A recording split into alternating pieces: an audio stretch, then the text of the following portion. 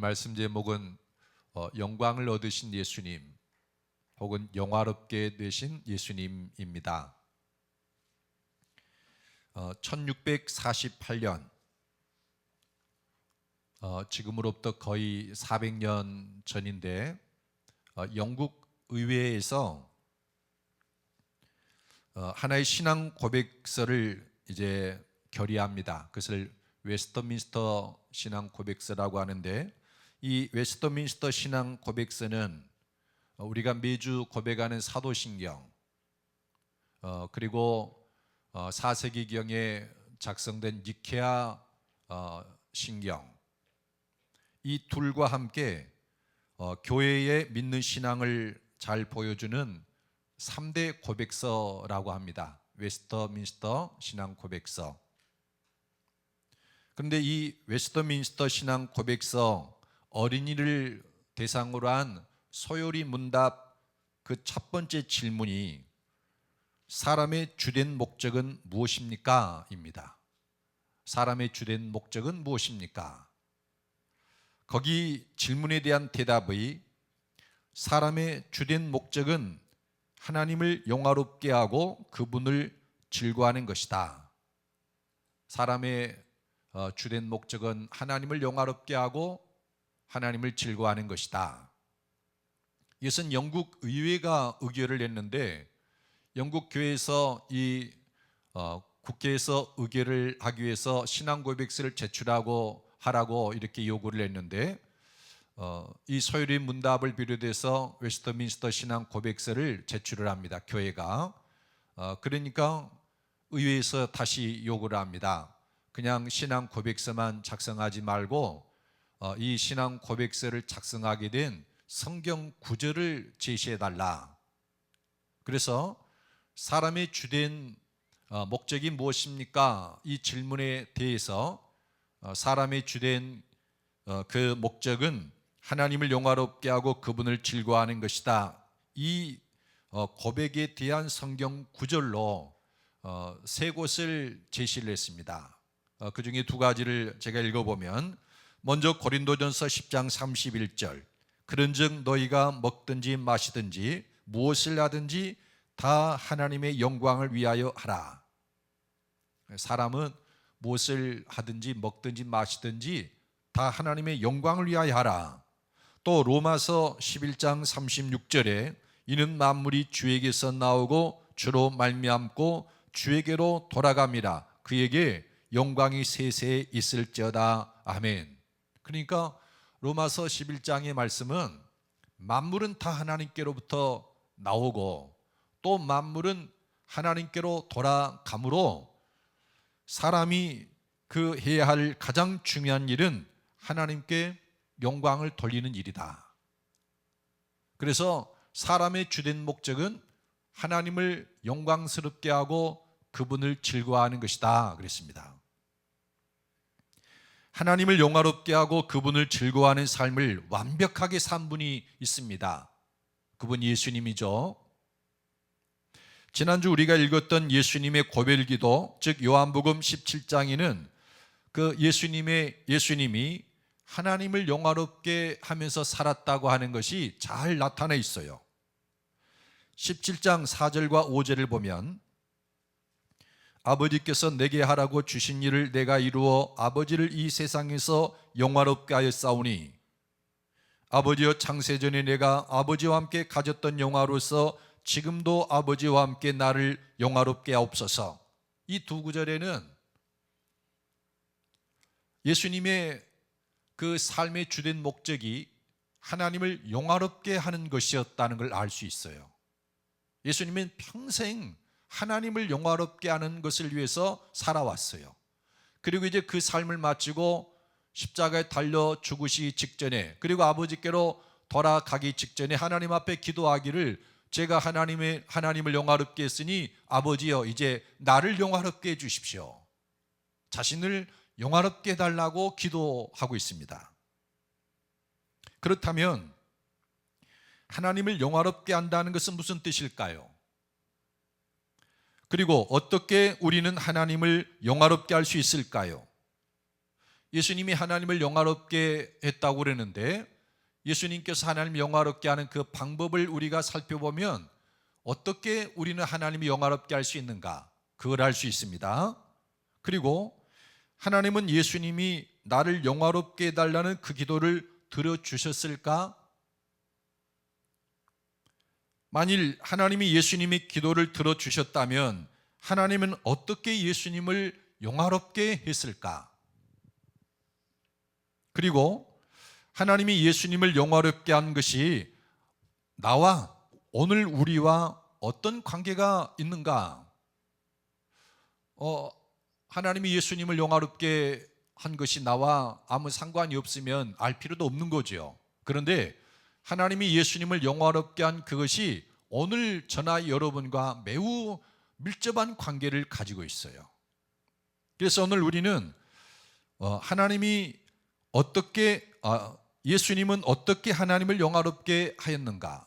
그리고 나를 영화롭게 해달라는 예수님의 기도를 하나님이 어떤 방식으로 응답해 주셨는가? 이걸 살펴보면서 우리가 영화롭게 된 예수님을 더 깊이 알고 그 영화롭게 된 예수님과의 관계를 더 밀접하게 함으로써 여러분 신앙에 큰 유익이 있기를 예수님의 이름으로 축복합니다. 예수님은 어떻게 하나님을 영화롭게 하였을까요? 그것을 우리가 알 때 웨스트민스터 신앙 고백서의 소요리 문답 중에 첫 번째 항목, 사람이 주된 목적은 하나님을 영화롭게 하는 것이다. 이걸 우리가 어떤 방식으로 수행할 수 있는가를 알 수 있습니다.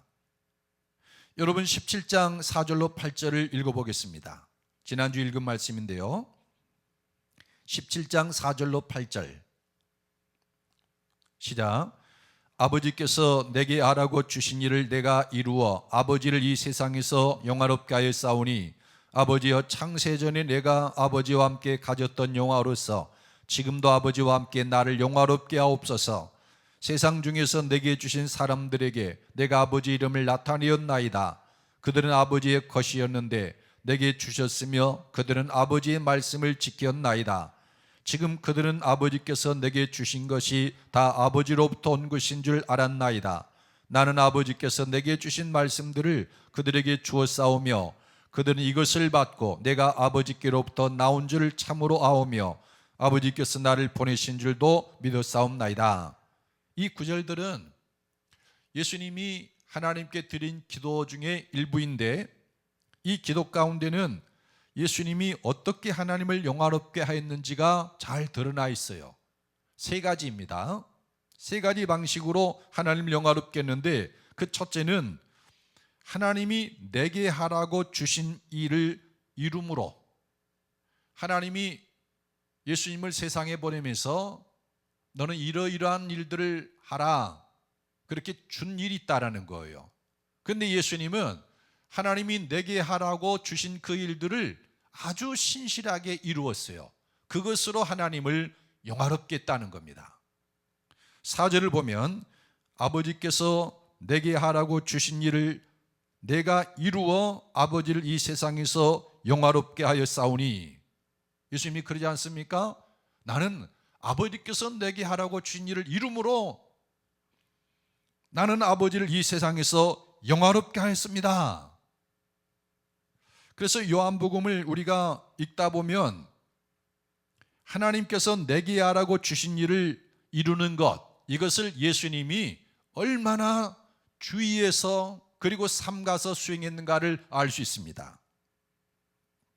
6장 38절에 보면 내가 하늘에서 내려온 것은 내 뜻을 행하려 함이 아니요 나를 보내신 이의 뜻을 행하려 함이니라.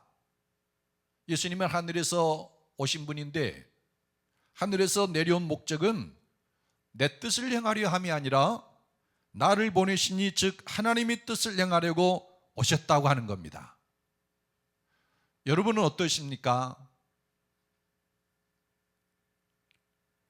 오늘날 대부분의 사람들은 내가 하고 싶은 일을 하기 위해서 내가 하고 싶은 일을 하면서 사는 사람들이 거의 없어요. 청소년 때는 꿈도 있어요. 나는 이걸 하고 싶고 또 그걸 하면은 재미도 있고 보람도 있어요. 그런데 대부분의 사람들은 내가 하고 싶은 일을 하는 것이 아니라 해야 돼서 한 일을 하면서 사는 사람들이 대부분이에요. 가족을 부양하기 위해서, 내가 살아가기 위해서 내가 하고 싶은 일을 하는 것이 아니라 부득이해서 일을 하는 분들이 많이 있죠. 그래서 그 일을 하면서도 기쁨을 얻지를 못하는 사람들이 많이 있습니다. 그래서 스스로의 인생을 불행하다라고 느껴요. 그렇다고 하면 자기가 하고 싶은 일을 하면서 사는 사람은 행복할까요? 막상 돌아보면 그렇지도 않아요. 어떤 사람은 자기가 하고 싶은 일을 하다 보니까 가난을 면치 못하고, 자기가 하고 싶은 일을 사람들이 알아주는 것도 아니고 세상이 그를 받아주는 것도 아닙니다. 그래서 자기가 하고 싶은 일이 아닌 것을 하는 사람보다도 더 불행하게 사는 사람들이 굉장히 많이 있어요. 여러분, 진정한 행복은 하나님이 내게 하라고 주신 일을 하며 사는 사람입니다. 그런 사람은 풍부에 처할 줄도 알고 궁핍에 처할 줄도 알아요. 부요에 처할 줄도 알고 가난에 처할 줄도 알고 일체의 비결을 배웁니다. 그래서 하나님의 일을 해 나감에 있어서 자기 상황이나 형편에 저촉을 받지 아니하고 보람 있고 가치 있고 행복하게 살아요. 그러면 하나님이 내게 하라고 주신 일, 그 뜻을 행하며 사는 사람은 지금 내가 하고 있는 일을 전부 다 포기하고 그 길을 걸어가야 됩니까? 아니에요. 어떤 일을 하더라도 그 일 속에서 우리는 하나님이 내게 하라고 주신 일들을 찾을 수 있어요. 그리고 그 일을 수행하면서 자기가 하는 일 가운데서도 행복을 느낄 수 있습니다. 예수님은 하나님이 자기에게 하라고 주신 일을 하는 것을 자기 양식으로 삼았어요. 4장 34절에 보면 예수께서 이르시되 나의 양식은 나를 보내신 이의 뜻을 행하며 그의 일을 온전히 이루는 이것이니라. 보통의 사람들은 먹고 사는 일을 위해서 관심을 기울이고 날마다 그 일에 골몰해서 삽니다. 그런데 예수님은 먹고 사는 일, 내가 무엇을 먹고 무엇을 마시고 무엇을 입을까, 이걸 궁리하면서 사는 게 아니라 예수님의 궁리는 그거였어요. 내가 어떻게 하면 하나님의 뜻을 행할 수 있을까? 이걸 양식처럼 삼았어요. 그래서 나의 양식은 나를 보내신 이의 뜻을 행하며 그의 일을 온전히 이루는 이것이니라. 먹고 사는 일을 평상시 해 나가면서도 하나님이 내게 주신 일을 이 환경 속에서 어떻게 하면 수행해 나갈 수 있을까? 이걸 궁리했다는 겁니다. 그래서 예수님은 언제 어디서 무슨 일을 할 때라도 어떻게 하면 하나님의 뜻을 수행할 수 있을 것인가, 이걸 생각했는데 5장 30절에 보면 내가 아무것도 스스로 할 수 없노라. 듣는 대로 심판하노니 나는 나의 뜻대로 하려 하지 않고 나를 보내신 이의 뜻대로 하려 함으로 내 심판은 의로우니라. 그러니까 뭔가를 판단하고 평가할 때도 예수님은 한 번도 자기 기준으로 판단하고 평가한 적이 없고 하나님의 뜻을 살피면서 판단하고 평가했다라는 거예요. 가정에서 어떤 일을 해나갈 때 사람을 평가하고 뭔가 판단할 때 항상 자기 뜻이 아니라 하나님의 뜻을 따라서 판단하고 평가했다.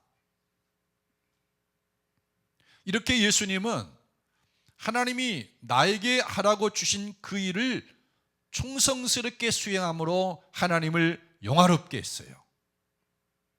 이것이 첫 번째 방식입니다. 그 다음에 두 번째 방식은 예수님이 어떻게 하나님을 영화롭게 했는가? 아버지의 이름을 나타내므로, 그러니까 하나님 아버지의 이름을 나타내므로 하나님을 영화롭게 했다. 6절에 보면 세상 중에서 내게 주신 사람들에게 내가 아버지의 이름을 나타내었나이다. 그들은 아버지의 것이었는데 내게 주셨으며 그들은 아버지의 말씀을 지켰나이다. 그러니까 세상 중에서 내게 주신 사람들에게 내가 아버지의 이름을 나타냈습니다. 아버지의 이름을 나타내므로 하나님을 영화롭게 했다라는 거예요. 교회 안에서 사역을 하는 분들 중에 사역을 보면 저도 포함은 됩니다. 그 사역을 하면서 자기를 드러내느냐 하나님의 이름을 드러내느냐, 그것은 또 다른 문제예요. 그리고 어떤 사람은 100% 하나님의 이름을 나타내고 어떤 사람은 100% 자기를 드러내느냐, 그것도 아니에요. 이 섞여 있어요. 그래서 사역자들은 항상 조심하고 삼가야 합니다. 근데 예수님은 어떤 일을 하든지, 여러분 예수님이 얼마나 많은 기사위적을 행했습니까? 그런데 그때마다 예수님은 아버지의 이름을 나타냈어요. 병자를 고칠 때나 귀신을 내쫓을 때나 능력을 행할 때 항상 아버지 이름으로 하나님의 이름을 드러냈습니다. 요한복음 10장 25절에 보면 예수께서 대답하시되 내가 너희에게 말하였으되 믿지 아니하는도다. 내가 내 아버지의 이름으로 행하는 일들이 나를 증거하는 것이거늘. 예수님이 하나님께로부터 왔다는 사실을 사람들이 잘 안 믿어요. 그러니까 예수님이 그런 말씀을 하신 겁니다. 내가 내 아버지의 이름으로 행하는 일들이 나를 증거하는 것이거늘. 내가 하나님께로부터 온 증거가 무엇이냐? 내가 병자를 고치고 귀신을 쫓아낼 때 너희가 보았지 않느냐? 나는 항상 내 아버지의 이름으로, 하나님의 이름으로 귀신을 쫓아내고 병자를 고쳤지 내 이름으로 한 것은 없었다. 예수님 말씀이 그래요. 요한복음 12장 13절에 보면 종려나무 가지를 가지고 맞으러 나가 외치되 호산나 찬송하리로다. 주의 이름으로 오시는 이 곧 이스라엘의 왕이시여 하더라. 예루살렘 사람들이 예수님을 맞이하면서 환호하는데 뭐라고 말하냐면은 주의 이름으로 오시는 이, 여기 주는 하나님이에요. 저 예수라는 사람은 여호와 하나님의 이름으로 우리에게 오시는 이다. 그만큼 예수님은 스스로도 말씀하셨고 사람들도 인정하기를 여호와의 이름으로 모든 일을 했어요. 그렇게 함으로 하나님의 이름을 사람들 속에 드러내므로 하나님을 영화롭게 했다. 그 다음에 세 번째 방식은 아버지께서 자기에게 주신 말씀을 그들에게 줌으로, 사람들의 줌으로 하나님을 영화롭게 했다. 8절을 보면 나는 아버지께서 내게 주신 말씀들을 그들에게 주었사오며 그들은 이것을 받고 내가 아버지께로부터 나온 줄을 참으로 아오며 아버지께서 나를 보내신 줄도 믿었사옵나이다. 그러니까 예수님은 나는 아버지 하나님이 내게 주신 말씀들을 그들에게 주었습니다. 한 번도 나는 내 마음대로 내 뜻을 따라서 사람들에게 말하고 가르친 적이 없습니다. 우리가 복음서를 읽어보면 그 예수님의 사역 중에 가장 중요한 것 중에 하나가 가르치는 것이었어요. 가르치시며 천국 복음을 전파하고 귀신 들린 자와 병자들을 고치시니라. 이 가르침이 마태는 보면은 첫 번째로 나와요. 가르치고 천국 복음을 전파하고 병든 자와 귀신 들린 자를 고치시더라. 그런데 이 가르칠 때, 설교할 때 예수님은 한 가지 분명한 기준 하나가 있어요. 자기 말을 하는 것이 아니고 하나님이 준 말씀을 했다라는 거예요. 왜냐하면 아버지의 말씀은 곧 영생이라는 것을 알았기 때문이에요. 사람의 말은 아무리 들어봐야 사람을 살리는 게 아니에요. 그런데 아버지의 말씀, 하나님의 말씀을 들으면 듣는 자들이 살아난다는 것을 예수님은 아셨어요. 그래서 어떤 경우에도 아버지의 말씀을 전하는 거예요, 그들에게. 이건 여러분 매우 중요한 것입니다. 여러분이 살기를 바라고 영생을 얻기 원하면 매일매일 하나님의 말씀을 듣는 게 중요해요. 매우 중요합니다. 요한복음 7장 16절에 보면 예수께서 대답하여 이르시되 내 교훈은 내 것이 아니요 나를 보내신 이의 것이니라. 내 교훈은 내게 아니고 나를 보내신 이의 것이다. 12장 49절 50절에 보면 내가 내 자유로 말하는 것이 아니요 나를 보내신 아버지께서 내가 말할 것과 이룰 것을 친히 명령하여 주셨으니 나는 그의 명령이 영생인 줄 아노라. 그러므로 내가 이르는 것은 내 아버지께서 내게 말씀하신 그대로니라 하시니라. 예수님이 말씀하고 그 많은 무리들에게 수없이 가르쳤지만 내가 내 자유로 말한 것은 아무것도 없다. 나를 보내신 아버지께서 내가 말할 것과 이룰 것을 친히 명령해 주셨으니 나는 그의 명령이 영생인 줄 아노라. 한 번도 예수님은 자유로 말한 게 없다. 항상 하나님이 내게 준 말을 사람들에게 전했다. 그게 하나님께 영광을 돌리는 것이다. 하나님을 영화롭게 하는 것이다라는 겁니다. 저의 목회 원칙 중에 가장 중요한 것이 바로 그것입니다. 하나님의 말씀만 하기. 여러분은 이제 전문 설교가가 아니기 때문에 그걸 잘 모를 것입니다만은 설교에는 제목 설교와 강의 설교가 있어요. 그러니까 제목 설교는 내가 이번 주에는 서로 사랑하자를 설교해야 되겠다. 그래서 선구를 뽑아서 사랑에 관련된 말씀들을 쭉 전합니다. 근데 그것이 처음부터 끝까지 성경을 인용해도 하나님의 말씀이 되는 수가 있고 안 될 수가 있어요. 여러분 모자이크화 알지 않습니까? 그림을 잘게 쪼개서 나름대로 새롭게 붙여가지고 그림을 만드는데 이 그림은 내가 원하는 그림이지 본래 그림에 있었던 그림이 아닌 거예요.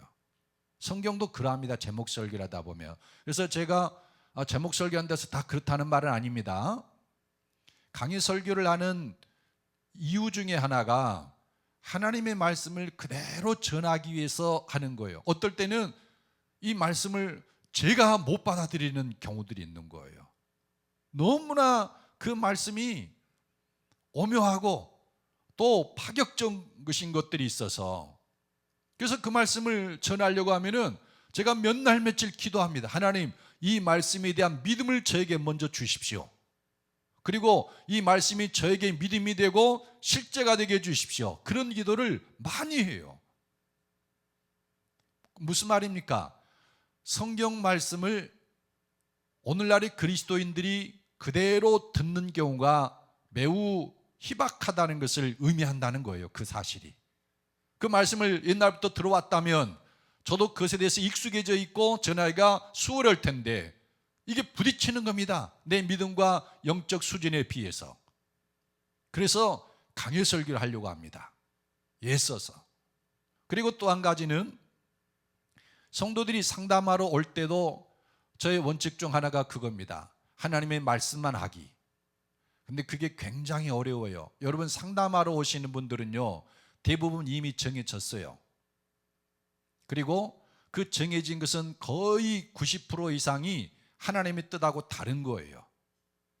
하나님의 뜻인 줄 알고 자기도 거기에 수긍하면 상담하러 안 와요. 근데 하나님 말씀하고는 다르게 행동하려고 하는데 이게 죄책감이 들고 흔히 말하는 캥기니까 담임 목사로부터 동의를 얻고 싶어 하는 거예요. 목사님도 제 형편과 사정을 들으시면 제가 하려는 것에 동의해 주실 것입니다. 이런 기대를 하고 와요. 그래서 그분의 기대와 형편과 상황을 보니 그분이 하고 싶은 대로 하라고 해주고 싶은 마음이 여기까지 나와요. 근데 그때마다 삼가합니다. 하나님, 저는 강금성이가 아니라 하나님의 종입니다. 제가 주의 종 노릇하게 해주십시오. 매우 어려워요. 얼마나 어려운지 모릅니다.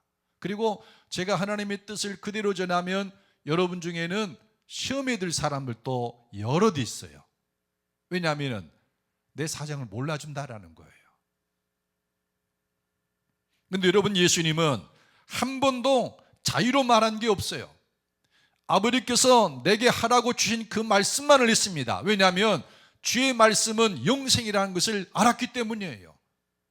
아무리 상황이 이래도 저래도 사람이 살려면 그 앞길이 형통하고 평탄하려면 하나님의 말씀을 들어야 한다는 거예요.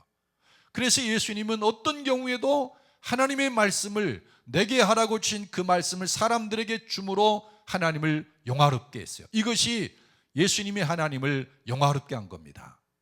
하나님이 내게 하라고 준 그 일을 했고, 또 일을 하면서 많은 기사위적을 행하면서도 항상 하나님의 이름을 사람들이 드러냈고, 그리고 사람들이 가르칠 때, 어떤 상담을 할 때 하나님이 내게 하라고 준 그 말씀, 그것만을 말했어요.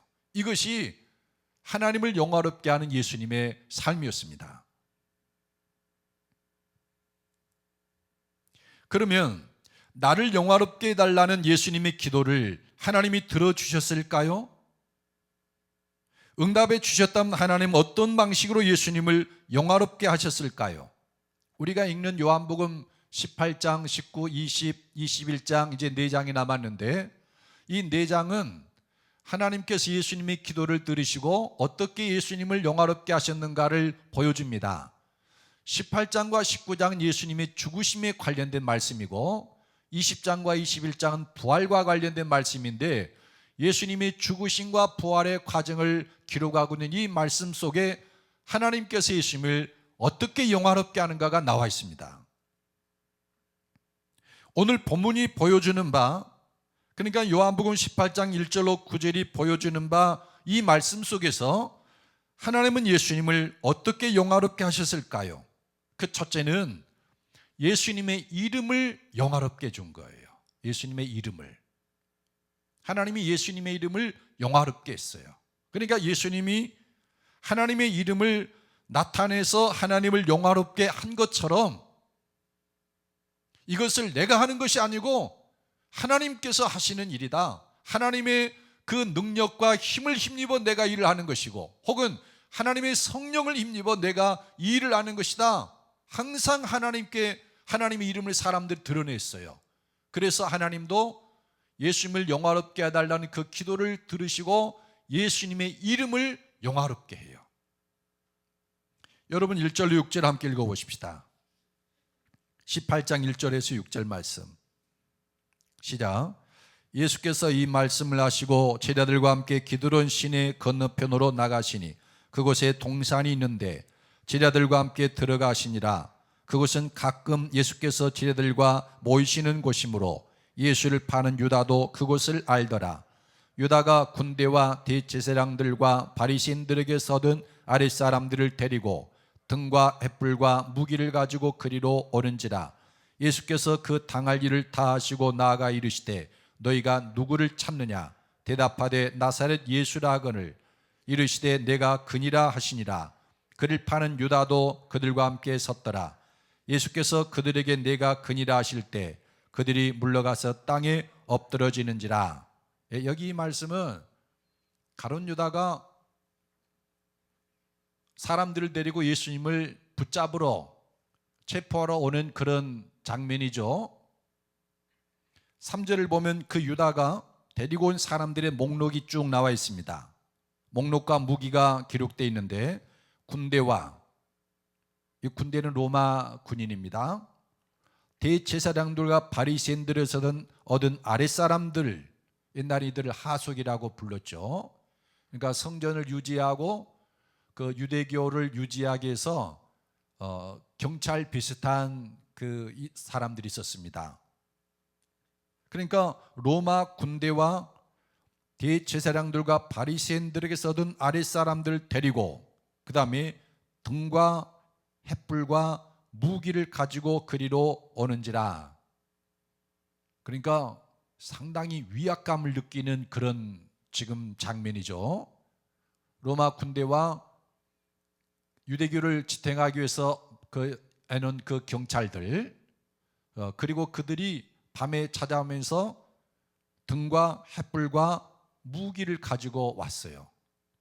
그 중에는 이제 몽치도 있습니다. 그 나무에다가 날카로운 목 같은 것을 박아서 내리치는 그런 아주 무서운 무기도 있었는데, 그들이 예수님 기도하고 계시는 겟세마네 동산으로 예수님을 잡으러 왔습니다. 그리고 그들이 이제 예수님과 여러 제자들이 모여서 기도하는 현장에 와가지고 그들이 사람을 찾습니다. 나사렛 예수가 누구냐? 나사렛 예수 나와. 그러니까 예수님이 그들 앞에 나가서 너희가 누구를 찾느냐? 나사렛 예수를 찾는다. 그러니까 내가 그니라 그러시는 거예요. I am he. 영어로 하면 그렇게 되죠. 내가 그다. 그런데 6절에 보면은 예수께서 그들에게 내가 그니라, 내가 나사렛 예수다 할 때에 어떤 일이 벌어집니까? 그들이 물러가서 땅에 엎드러지는지라. 그러니까 그들이 나사렛 예수라는 이름을 들을 때, 우리가 나사렛 예수를 찾는다, 내가 그다, 내가 나사렛 예수다라는 그 말을 들을 때 보무당당하고 위압적으로 왔던 그 사람들이 다 물러가서 땅에 납작 엎드려 버리는 거예요. 우리는 이 장면 속에서 예수의 이름이 얼마나 권위가 있는가를 볼 수가 있는 거예요. 내가 나사렛 예수다, 이 예수의 이름을 듣는 순간에 군대가, 로마 군대가, 그리고 대제사장들과 바리새인들이 보낸 아랫사람들이, 무기로 무장한 그 사람들이 무리를 이어서 왔는데 나사렛 예수라는 이름을 듣고 물러가서 땅에 엎드러져 버리는 거예요. 예수님의 이름이라는 그 놀란 이름 앞에 납작 엎드리는 겁니다. 그 행동은 왕이 올 때 백성들이 예를 갖추는 그 태도예요. 옛날에 왕이 행차를 하면은 백성들은 고개도 못 들었잖아요. 땅에 납작 엎드려 가지고 머리도 들지 못하고 지나가기만을 기다리고 그랬지 않습니까? 그 광경인 거예요. 하나님께서 나사렛 예수라는 이름을 영화롭게 하는 겁니다. 하나님이 나사렛 예수의 이름을 얼마나 영화롭게 하셨는지, 사도행전 3장을 보면 베드로와 요한이 기도하러 성전에 올라갔습니다.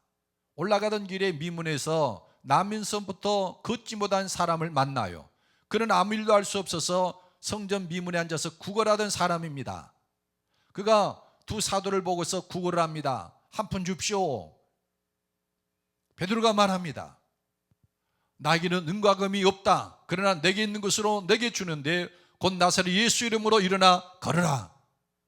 그러니까 그 사람이 즉시 일어나서 걷고 뛰고 하나님을 찬미하며 베드로와 요한과 사도들과 모든 무리와 함께 하나님을 경배하기 위해서 성전으로 들어가는 거예요.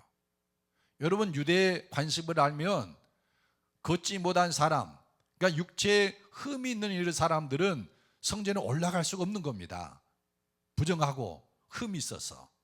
그런데 이 사람의 삶을 전격적으로 회복해서 하나님을 예배하고 찬미하며 하나님께 예배할 수 있는 그 특별한 자리로 이 사람을 불러들이는 거예요. 나사렛 예수 이름이. 그 광경을 보던 사람들이 다 놀랍니다. 수많은 사람이 베드로와 요한에게 몰려들어서 도대체 이 사람들이 어떤 사람이길래 이 놀란 일을 행하는가, 그렇게 보고 있는데 베드로가 말합니다. 사도행전 3장 12절로 16절에 보면 베드로가 이것을 보고 백성에게 말하되 이스라엘 사람들아, 이 일을 왜 놀랍게 여기느냐? 우리 개인의 권능과 경건으로 이 사람을 걷게 한 것처럼 왜 우리를 주목하느냐? 아브라함과 이삭과 야곱의 하나님 곧 우리 조상의 하나님이 그의 종 예수를 영화롭게 하셨느니라. 너희가 그를 넘겨주고 빌라도가 놓아주기로 계략한 것을 너희가 그 앞에서 거부하였으니 너희가 거룩하고 의로운 일을 거부하고 도리어 살인한 사람을 놓아주기를 구하여 생명의 주를 죽였도다. 그러나 하나님이 죽은 자 가운데서 그를 살리셨으니 우리가 이 일의 증인이라. 그 이름을 믿음으로 그 이름이 너희가 보고 아는 이 사람을 성하게 하였나니 예수로 말미암아 난 믿음이 너희 모든 사람 앞에서 이같이 완전히 낫게 하였느니라. 그러니까 베드로가 자기들에게 몰려든 사람들에게 한 말을 우리가 세 가지로 간단히 요약해 본다면, 이거 우리 개인의 권능과 경건으로 이 사람을 고친 게 아니다. 이걸 말하면서 너희가 나사렛 예수를 십자가에 못 박아 죽였는데 하나님이 그를 죽은 자 가운데 살리심으로 그를 영화롭게 했다. 하나님이 예수님을 영화롭게 했다는 겁니다. 오늘 우리가 보는 주제죠. 하나님이 예수님을 영화롭게 했다. 그리고 이 사람이 어떻게 해서 낫게 되었고 성하게 되었는가? 그 이름을 믿음으로, 나사렛 예수 그 이름을 믿음으로, 그 이름이, 나사렛 예수의 이름이 너희가 보고하는 이 사람을 성하게 하였나니 예수로 말미암아 난 믿음이 너희 모든 사람 앞에서 이같이 완전히 낫게 하였느니라. 그리고 사도행전 4장 4절에 보면은 그 날에 예수님을 믿은 사람들이 남자만 약 5,000명이 되었더라 그랬어요. 그럼 여러분, 하나님이 예수님의 이름을 얼마나 영화롭게 하셨으면 예수님을 십자가에 못 박아 죽이던 바로 그 사람들이 회개하고 예수님을 구주로 영접하는 일이 일어났겠습니까? 여러분, 하나님은 하나님의 이름을 영화롭게 하는 사람을, 그 이름을 영화롭게 해요. 근데 하나님의 이름을 멸시하는 사람을 하나님은 없이 여기고 그를 멸시하십니다. 예수님이 하나님의 이름을 높일 때, 영화롭게 할 때 하나님도 예수님의 이름을 영화롭게 했어요. 그래서 예수의 이름으로 그 나면서부터 걷지 못한 사람을 걷게 하고 뛰게 하고 하나님을 찬미하게 하는 겁니다. 그래서 요한복음 16장 24절에 보면 지금까지는 너희가 내 이름으로 아무것도 구하지 아니하였으나 구하라 그리하면 받으리니 너희 기쁨이 충만하리라. 예수의 이름은 기도할 때도 권능이 있어요. 너희가 기도할 때 내 이름으로 구하라. 기도할 때만 예수님의 이름이 필요한 게 아닙니다. 영적 싸움을 할 때도 마찬가지입니다.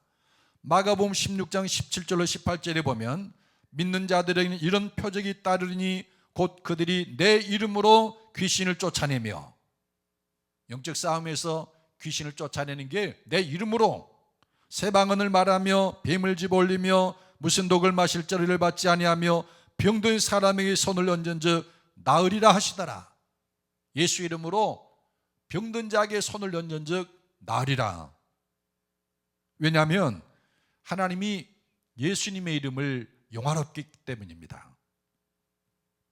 그리고 또 한 가지, 하나님은 예수님이 이제 나를 영화롭게 해달라는 이 기도를 어떤 식으로 하나님이 응답해 주셨을까요?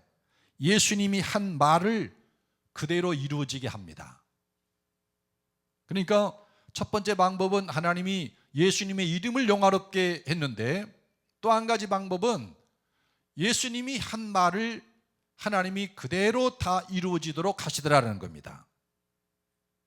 어떤 분이 병들어 고통받고 있는데 제가 이랬다고 합시다. 성도님 걱정 마십시오. 3일 후면 하나님이 성도님을 고치시고 건강해서 일어나서 일을 하게 될 겁니다. 근데 진짜로 3일이 지나서 그분이 병이 낫다고 합시다. 또 어떤 집사님에게 앞으로 2, 3개월 후에 어떤 분이 집사님에게 와서 사업을 같이 하자고 제안할 것입니다. 그러면 집사님 따지지 말고 같이 하십시오. 제가 그렇게 말했다고 합시다. 그런데 진짜로 2, 3개월 지나더니 어떤 사람에서 사업을 제안하고 동업을 하기로 제안을 하고 그래서 했더니 어마어마한 복을 받게 되었어요. 그러면은 그분들이, 성도님들이 저를 어떻게 생각하겠습니까? 와, 우리 목사님 좀 그렇게 됐으면 좋겠어요. 근데 여러분, 이런 일이 예수님에게서 일어난 거예요. 여러분 8절과 9절 함께 읽어보십시다. 8절과 9절의 말씀 시작. 예수께서 대답하시되 너희에게 내가 그니라 하였으니 나를 찾거든 이 사람들이 가는 것은 용납하라 하시니 이는 아버지께서 내게 주신 자 중에서 하나도 잃지 아니하였사옵나이다 하신 말씀을 응하게 하려 함이로라. 그러니까 가룟 유다가 로마 군대를 이끌고 대제사장과 바리새인들이 그 보낸 아랫사람들을 데리고 그리고 무기를 가지고 예수님을 잡으러 왔습니다. 그 나중에 읽으면 죄명은 로마 가이사에게 반역했다는 죄명입니다. 여러분, 이 로마라는 나라의 그 기본 정책은 관용입니다. 요즘에 그 프랑스나 유럽, 이탈리아의 어떤 그 정신이 관용이라고 하지 않습니까? 이게 원래 로마에서 나온 전통이에요. 그래서 이 로마는 어떤 나라가 자진해서 항복을 하든지 아니면 전쟁을 해서 그 나라를 정복하든지 그 나라의 모든 것들을 그대로 다 인정해 줬어요. 종교, 그들의 신, 생활관습, 그들의 통치체계 전부 인정을 하는 거예요. 이게 로마의 관용 정신입니다. 그런데 한 가지 있어서는 매우 엄격했는데, 항복을 해왔거나 전쟁에서 패배했거나 일단 로마의 그 속주가 되든지 아니면 자치령이 되었든지 간에 로마에 들어왔다가 반란을 깼을 때 그때는 아주 진멸해 버리는 거예요. 그래서 주 70년에 로마의 그 반란을 일으키는 유대 전쟁이, 그래서 성전이 돌 위에 도나라도 남지 않게 된 거예요. 예루살렘 주민을 전부 사로잡아가고 죽이고 유대 사람들 포로 끌어가서 로마의 콜로세움을 세우고, 그래서 그렇게 된 겁니다. 그런데 예수라는 이가, 나사렛 예수라는 이가 로마 가이사를 향해서 반역을 획책하고 있습니다. 그래서 로마 군대가 왔습니다. 그런데 그 자리에서 붙잡혀간 사람은 딸랑 예수님 한 분이에요. 이거는 로마의 그 어떤 통치 제도하고 전혀 맞지 않는 거예요. 왜 그랬습니까? 성경은 그렇게 말하는 겁니다. 예수님이 내게 주신 자 중에서 하나도 잃지 않았다라는 그 말을 한 적이 있는데, 예수님이 한 그 말을 하나님이 들으시고 예수님이 그 말을 그대로 이루어지도록 하나님이 하신 거예요. 그래서 심지어 예수님의 핵심 제자들인 12명 중에서도 아무도 다치거나 감옥에 갇히거나 체포되지 않았어요. 그래서 나를 이제는 영화롭게 해주십시오라는 예수님의 기도를 하나님이 그런 식으로 응답을 하는 것입니다. 예수님이 한 말이라 하면은 그대로 이루어지게 한다. 여러분, 이 일은 하나의 표적입니다. 어떤 표적이냐면 예수님이 한 말은 하나님이 그대로 이루신다는 것을 보여주는 표적이에요. 그러므로 저나 여러분이 예수님의 말씀을 듣고 그 말씀을 지키며 내 마음에 심고 살아가는 사람은 반드시 그 사람이 복되게 돼요. 왜냐하면 예수님이 한 말씀은 하나님이 다 이루시기 때문에 그렇습니다. 왜 이렇게 영화롭게 하셨느냐?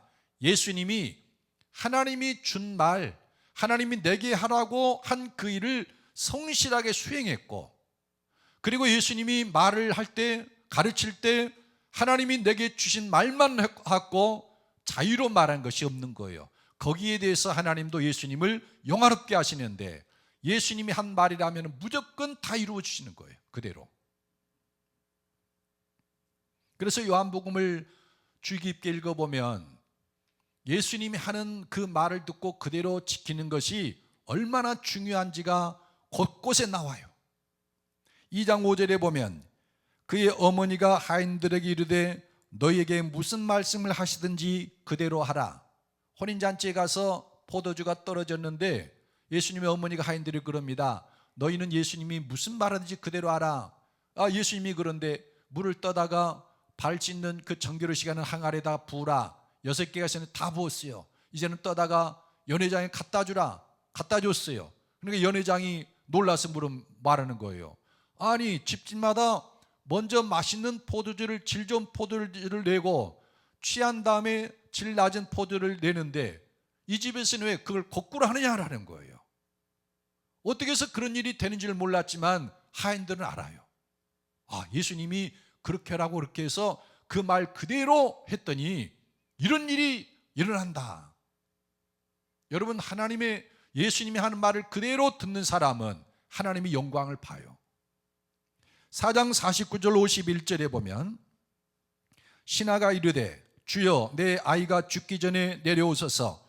예수께서 이르시되 가라, 내 아들이 살아있다 하시니 그 사람이 예수께서 하신 말씀을 믿고 가더니 내려가는 길에서 그 종들이 오다가 만나서 아이가 살아있다 하거늘. 예수님이 하는 말을 듣고 가는데 마주오는 그 집 아인들이 주인님, 아들이 살았습니다. 예수님 말씀을 믿고 가는 사람은 하나님의 영광을 보는 거예요. 5장 24절로 25절에 보면 내가 진실로 진실로 너에게 이르노니 내 말을 듣고 또 나 보내신 이를 믿는 자는 영생을 얻었고 심판에 이르지 아니하나니 사망에서 생명으로 옮겼느니라. 진실로 진실로 너에게 이르노니 죽은 자들이 하나님의 아들의 음성을 들을 때가 나니 곧 이때라. 듣는 자는 살아나리라. 영적으로 죽은 자들에게 하나님의 아들의 음성이 들려올 때가 있는데 그 아들의 음성을 듣는 자들은 죽은 자 가운데서 살아난다는 겁니다. 그래서 사망의 생명으로 옮겼느니라. 8장 46절로 47절에 보면 너희 중에 누가 나를 죄로 책잡겠느냐? 내가 진리를 말하는데도 어찌하여 나를 믿지 아니하느냐? 하나님께 속한 자는 하나님의 말씀을 듣나니 너희가 듣지 아니하면 하나님께 속하지 아니하였음이로다. 누가 하나님께 속한 자고 하나님께 속하지 아닌 자인가? 예수님의 그 말을 듣지 않는 자, 예수님 말씀을 듣는 자.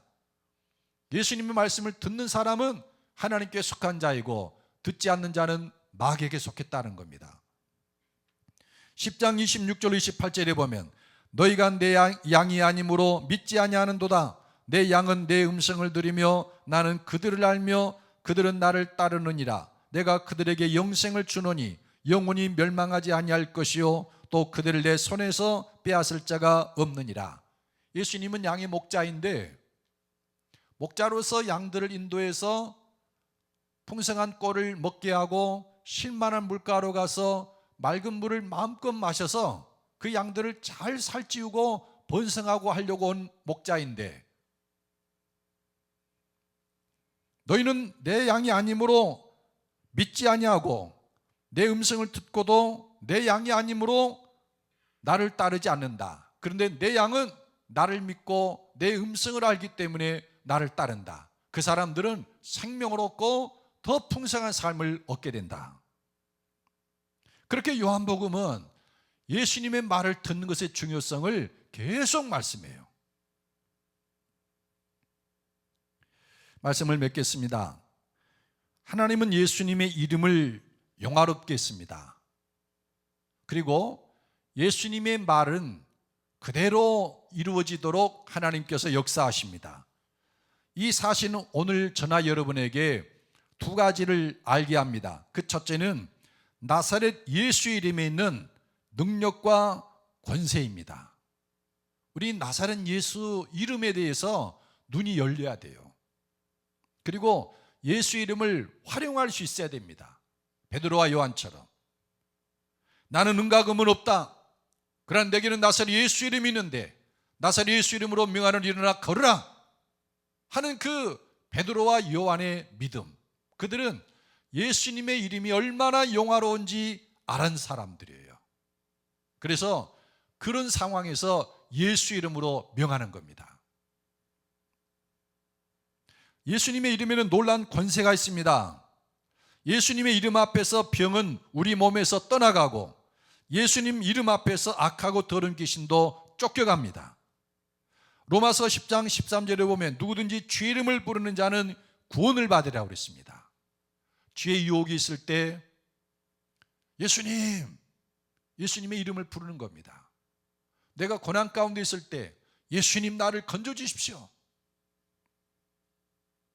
내가 질병으로 고통당할 때 나사렛 예수 이름으로 명하노니 예수 믿는 나에게 있는 모든 질병은 떠나갈지어다. 내 마음에 어둠이 밀려올 때 예수 이름 명하노니 내 안에 어둠은 파쇄되고 사라질지어다. 그렇게 명하고 하나님 저는 예수님의 이름으로 선언합니다. 내 안에는 빛으로 충만하고 예수의 생명으로 가득한 것을 저는 믿고 선포합니다.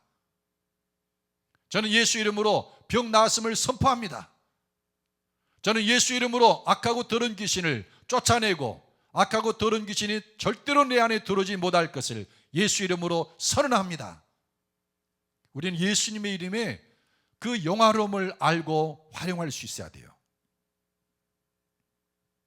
그리고 우리는 예수님의 어머니가 가나의 혼인잔치에서 하인들에게 한 말을 되새겨볼 필요가 있습니다.